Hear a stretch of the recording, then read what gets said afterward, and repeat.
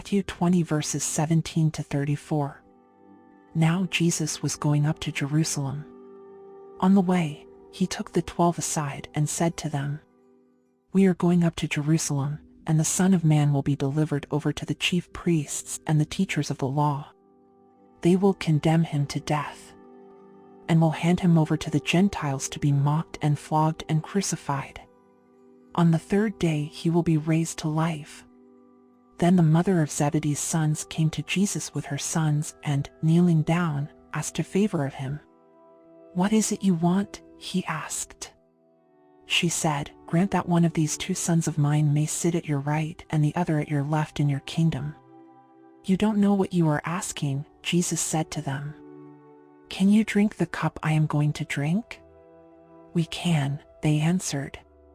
Jesus said to them, "You will indeed drink from my cup, but to sit at my right or left is not for me to grant. These places belong to those for whom they have been prepared by my Father." When the 10 heard about this, they were indignant with the 2 brothers. Jesus called them together and said, "You know that the rulers of the Gentiles lord it over them, and their high officials exercise authority over them. Not so with you. Instead, whoever wants to become great among you must be your servant, and whoever wants to be first must be your slave. Just as the Son of Man did not come to be served, but to serve, and to give his life as a ransom for many." As Jesus and his disciples were leaving Jericho, a large crowd followed him. 2 blind men were sitting by the roadside, and when they heard that Jesus was going by, they shouted, "Lord, Son of David, have mercy on us." The crowd rebuked them and told them to be quiet, but they shouted all the louder, "Lord, Son of David, have mercy on us." Jesus stopped and called them. "What do you want me to do for you?" he asked. "Lord," they answered, "we want our sight." Jesus had compassion on them and touched their eyes. Immediately they received their sight and followed him. Numbers 15. The Lord said to Moses, "Speak to the Israelites and say to them, after you enter the land I am giving you as a home, and you present to the Lord food offerings from the herd or the flock, as an aroma pleasing to the Lord, whether burnt offerings or sacrifices, for special vows or freewill offerings or festival offerings. Then the person who brings an offering shall present to the Lord a grain offering of 1/10 of an ephah of the finest flour mixed with 1/4 of a hin of olive oil. With each lamb for the burnt offering or the sacrifice, prepare 1/4 of a hin of wine as a drink offering.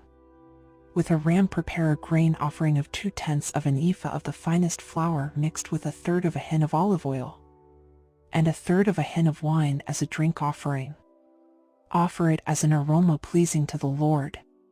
When you prepare a young bull as a burnt offering or sacrifice, for a special vow or a fellowship offering to the Lord, bring with the bull a grain offering of 3/10 of an ephah of the finest flour mixed with 1/2 a hin of olive oil, and also bring 1/2 a hin of wine as a drink offering. This will be a food offering, an aroma pleasing to the Lord. Each bull or ram, each lamb or young goat, is to be prepared in this manner. Do this for each one, for as many as you prepare. Everyone who is native-born must do these things in this way when they present a food offering as an aroma pleasing to the Lord.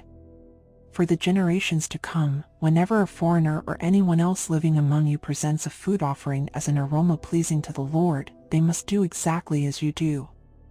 The community is to have the same rules for you and for the foreigner residing among you. This is a lasting ordinance for the generations to come. You and the foreigner shall be the same before the Lord. The same laws and regulations will apply both to you and to the foreigner residing among you. The Lord said to Moses, "Speak to the Israelites and say to them, when you enter the land to which I am taking you, and you eat the food of the land, present a portion as an offering to the Lord. Present a loaf from the first of your ground meal and present it as an offering from the threshing floor. Throughout the generations to come you are to give this offering to the Lord from the first of your ground meal. Now if you as a community unintentionally fail to keep any of these commands the Lord gave Moses, any of the Lord's commands to you through him, from the day the Lord gave them and continuing through the generations to come.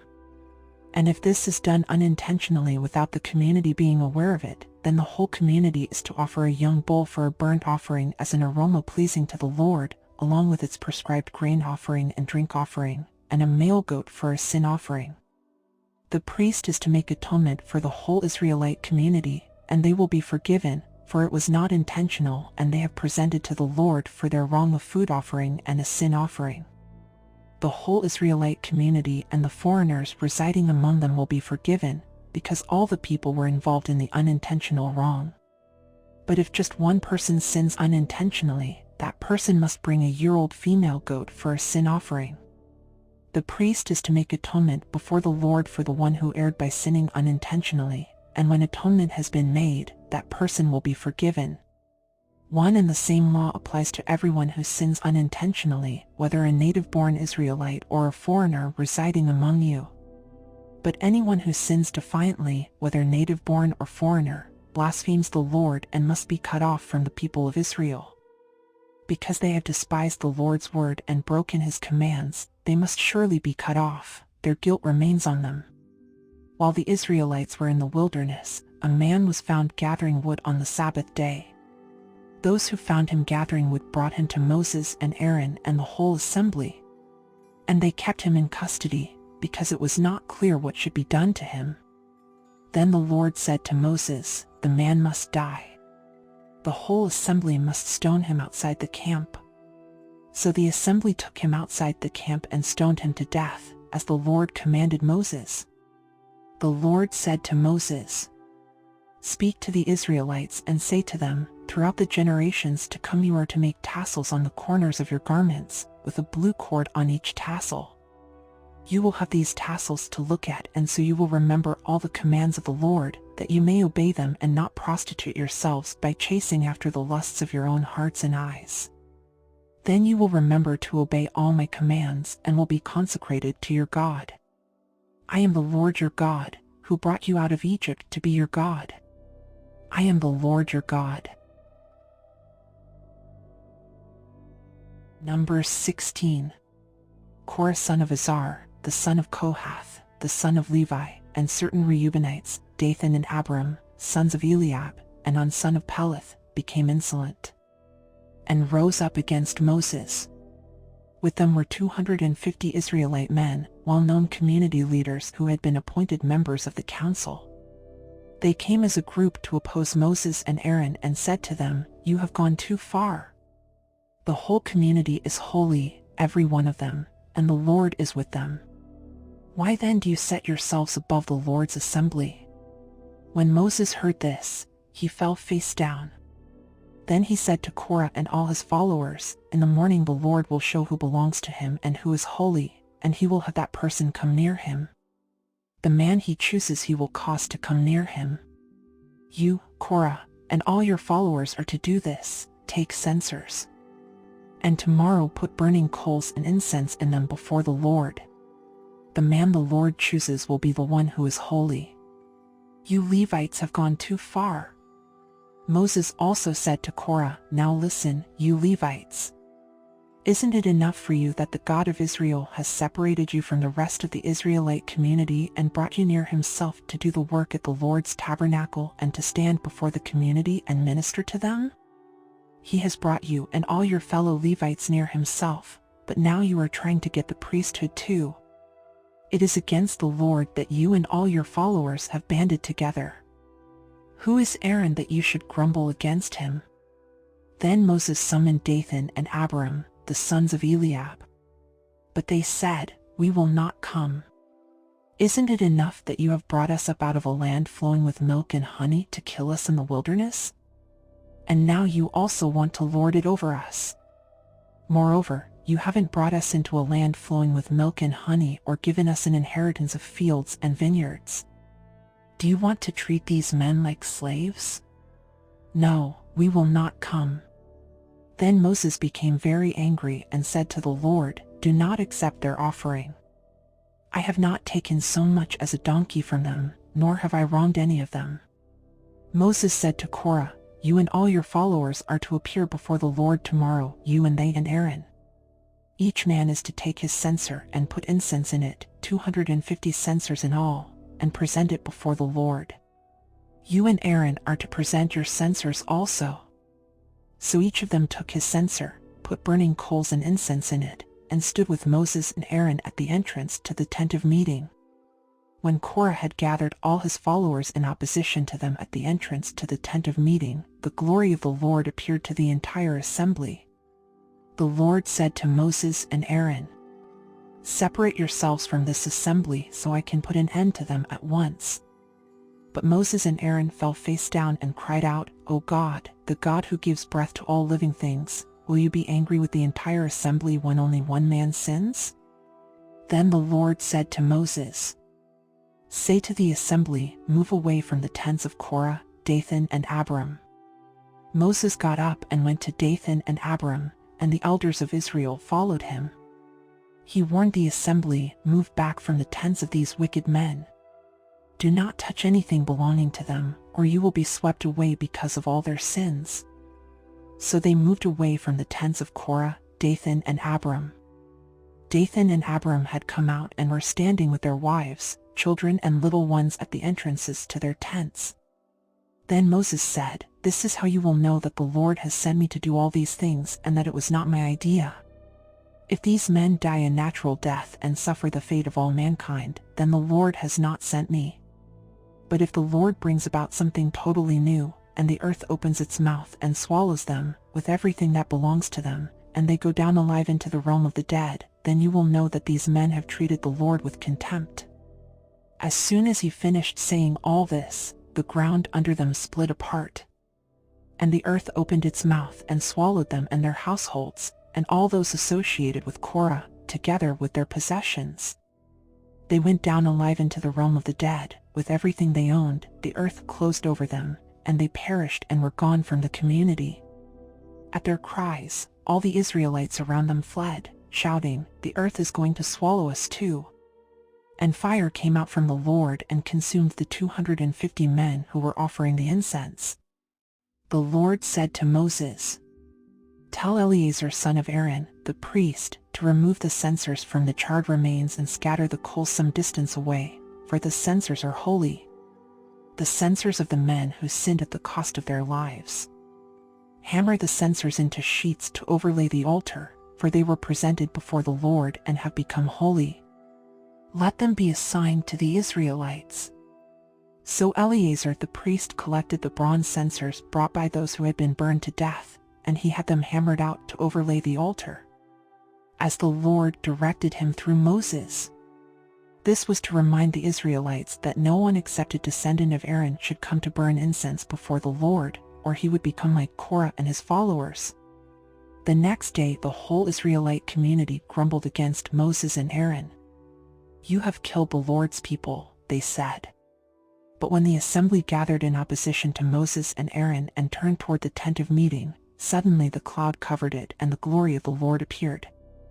Then Moses and Aaron went to the front of the tent of meeting. And the Lord said to Moses, "Get away from this assembly so I can put an end to them at once." And they fell face down. Then Moses said to Aaron, "Take your censer and put incense in it, along with burning coals from the altar, and hurry to the assembly to make atonement for them. Wrath has come out from the Lord, the plague has started." So Aaron did as Moses said, and ran into the midst of the assembly. The plague had already started among the people, but Aaron offered the incense and made atonement for them. He stood between the living and the dead, and the plague stopped. But 14,700 people died from the plague, in addition to those who had died because of Korah. Then Aaron returned to Moses at the entrance to the tent of meeting, for the plague had stopped. Ecclesiastes 9. So I reflected on all this and concluded that the righteous and the wise and what they do are in God's hands, but no one knows whether love or hate awaits them. All share a common destiny, the righteous and the wicked, the good and the bad, the clean and the unclean, those who offer sacrifices and those who do not. As it is with the good, so with the sinful, as it is with those who take oaths, so with those who are afraid to take them. This is the evil in everything that happens under the sun, the same destiny overtakes all. The hearts of people, moreover, are full of evil, and there is madness in their hearts while they live, and afterward they join the dead. Anyone who is among the living has hope. Even a live dog is better off than a dead lion. For the living know that they will die, but the dead know nothing, they have no further reward, and even their name is forgotten. Their love, their hate, and their jealousy have long since vanished. Never again will they have a part in anything that happens under the sun. Go, eat your food with gladness, and drink your wine with a joyful heart, for God has already approved what you do. Always be clothed in white, and always anoint your head with oil. Enjoy life with your wife, whom you love, all the days of this meaningless life that God has given you under the sun, all your meaningless days. For this is your lot in life and in your toilsome labor under the sun. Whatever your hand finds to do, do it with all your might, for in the realm of the dead, where you are going, there is neither working nor planning nor knowledge nor wisdom. I have seen something else under the sun. The race is not to the swift or the battle to the strong, nor does food come to the wise or wealth to the brilliant or favor to the learned, but time and chance happen to them all. Moreover, no one knows when their hour will come, as fish are caught in a cruel net, or birds are taken in a snare, so people are trapped by evil times that fall unexpectedly upon them. I also saw under the sun this example of wisdom that greatly impressed me. There was once a small city with only a few people in it. And a powerful king came against it, surrounded it, and built huge siege works against it. Now there lived in that city a man poor but wise, and he saved the city by his wisdom. But nobody remembered that poor man. So I said, wisdom is better than strength. But the poor man's wisdom is despised, and his words are no longer heeded. The quiet words of the wise are more to be heeded than the shouts of a ruler of fools. Wisdom is better than weapons of war, but one sinner destroys much good. Ecclesiastes 10. As dead flies give perfume a bad smell, so a little folly outweighs wisdom and honor. The heart of the wise inclines to the right, but the heart of the fool to the left. Even as fools walk along the road, they lack sense and show everyone how stupid they are. If a ruler's anger rises against you, do not leave your post. Calmness can lay great offenses to rest. There is an evil I have seen under the sun, the sort of error that arises from a ruler. Fools are put in many high positions, while the rich occupy the low ones. I have seen slaves on horseback, while princes go on foot like slaves. Whoever digs a pit may fall into it, whoever breaks through a wall may be bitten by a snake. Whoever quarries stones may be injured by them, whoever splits logs may be endangered by them. If the axe is dull and its edge unsharpened, more strength is needed, but skill will bring success. If a snake bites before it is charmed, the charmer receives no fee. Words from the mouth of the wise are gracious, but fools are consumed by their own lips. At the beginning their words are folly, at the end they are wicked madness. And fools multiply words. No one knows what is coming. Who can tell someone else what will happen after them? The toil of fools wearies them, they do not know the way to town. Woe to the land whose king was a servant and whose princes feast in the morning. Blessed is the land whose king is of noble birth and whose princes eat at a proper time, for strength and not for drunkenness. Through laziness, the rafters sag, because of idle hands, the house leaks. A feast is made for laughter, wine makes life merry, and money is the answer for everything. Do not revile the king even in your thoughts, or curse the rich in your bedroom, because a bird in the sky may carry your words, and a bird on the wing may report what you say.